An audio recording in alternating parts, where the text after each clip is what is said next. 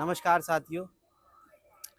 आज मेरी railway station यात्रा के तहत अभी हम पुराने ऋषिकेश रेलवे जो स्टेशन था वहाँ पे थे और अब हम पहुँचे हैं योग नगरी ऋषिकेश स्टेशन। ये नया स्टेशन है जो 2020-21 में कोरोना काल के बाद शुरू हुआ था। यहाँ से ट्रेनों की आवाजाही शुरू हुई थी। तो सबसे बड़ी बात यह है कि जो योग नगरी स्टेशन है, इसमें आप बोर्ड में देखेंगे कि इसमें संस्कृत में लिखा हुआ है ऋषिकेश। तो ये मेरे हिसाब से पहला स्टेशन है जो जिसके स्टेशन का अनुवाद संस्कृत में किया गया है। योग नगरी ऋषिकेशम स्टेशन नाम है इसका। तो ये संस्कृत में एक भाषा है जो हमारी भारतीय संस्कृति में है, उसका उल्लेख किया गया है इसमें। यहाँ से लंबी दूरी की ट्रेनें चलती हैं जो कभी हरिद्वार तक आती थी। यहाँ स्टेशन बनने के बाद हमारे ऋषिकेश के लोगों को इसका लाभ मिला। तो यहाँ पे जो सबसे लंबी दूरी ट्रेन है आपकी तिरुवनंतपुरम जाती है ऋषिकेश से, 55-56 घंटे लगाती है। कल मंडे को सुबह खुलेगी। कल पूरा दिन, कल पूरी रात, मंगलवार का पूरा दिन, मंगलवार की पूरी रात, वेडनेसडे को दोपहर में ये पहुँचती है तिरुवनंतपुरम।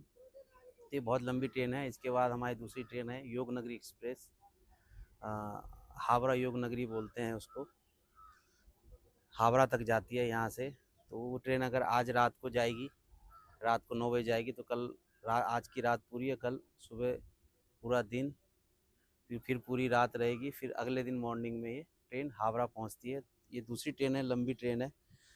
और अन्य ट्रेनें भी है। यहाँ से हेमकुंड एक्सप्रेस चलती है। जो हेमकुंड एक्सप्रेस अभी बंद हो रखी है, वहाँ पे कुछ लैंडस्लाइड हो गया था माता वैष्णो देवी रूट पर रेलवे ट्रैक का, जिस कारण ये ट्रेन अभी अगले अक्टूबर 15 अक्टूबर तक शायद बंद है।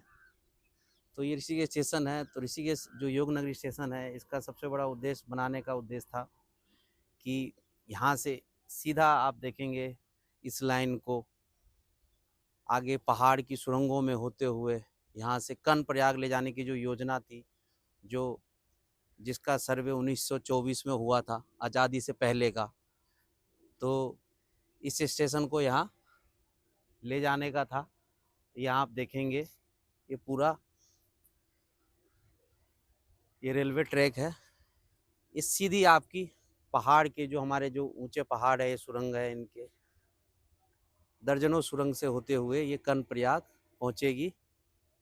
ये हमारा ऋषिकेश का योग नगरी ऋषिकेश स्टेशन है। तो इसका एक मोटिव, सबसे ज़्यादा मोटिव यही है कि कर्णप्रयाग तक ट्रेन पहुंच जाए। कर्णप्रयाग तक ट्रेन जो हम पहुंचाने का उद्देश्य है, जो सबसे बड़ा सामरिक दृष्टिकोण से है कि एक तो पहाड़ को विकसित किया जाए।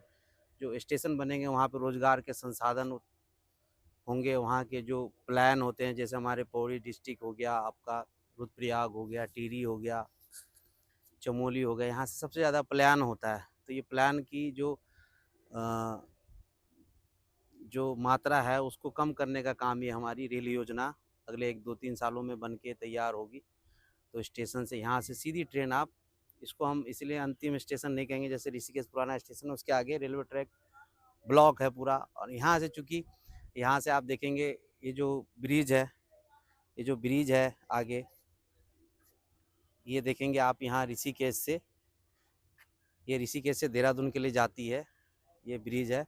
और इसी के आगे एक चंद्रभागा सूखी नदी है और इसी सूखी नदी पे रेलवे का बहुत बड़ा पुल बनाया गया है, जो मुझे लगता है उत्तराखंड में रेलवे ट्रैक का सबसे बड़ा पुल होगा, जो वहाँ आगे ढाल वाला में आगे सुरंग में वो पहाड़ों में चली जाएगी। अंदर से ट्रेन होते हुए शिवपुरी स्टेशन हो गया आपका, आगे देवप्रयाग स्टेशन है, मलेथा स्टेशन है। तो इस तरीके से आगे श्रीनगर स्टेशन है, आगे बढ़ती हुई कर्णप्रयाग तक जाएगी।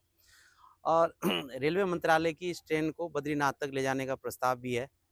और बद्रीनाथ तक चले जाने का ट्रेन जाएगा तो उससे बहुत बड़ा उद्देश्य हमारा कर्णप्रयाग रेल लाइन योजना का सबसे बड़ा लाभ हमें ये मिलेगा कि चाइना का बॉर्डर है, वहाँ पे हमारे जो पहाड़ है, जो हमारी पहाड़ बड़ा वीक है, तो इसमें लैंडस्लाइड जगह-जगह पहाड़ टूटते रहते हैं। तो अगर इस ट्रेन को वहाँ तक पहुँचाया जाएगा तो जो हमारे जो लड़ाई के जो उपकरण होते हैं, जैसे आपकी तोपें हो गई हैं, बहुत सी मशीनें हो गई, आधुनिक मशीनें हो गई, मिसाइलें हो गई, जो स्टेशन के माध्यम से मतलब जो मालगाड़ी के माध्यम से वहाँ पहुँच सकेगी और वहाँ युद्ध में हम लोग अपना सबसे मजबूत वर्चस्व बनाए रखेंगे, क्योंकि चाइना अपने आप में बहुत पावरफुल कंट्री है।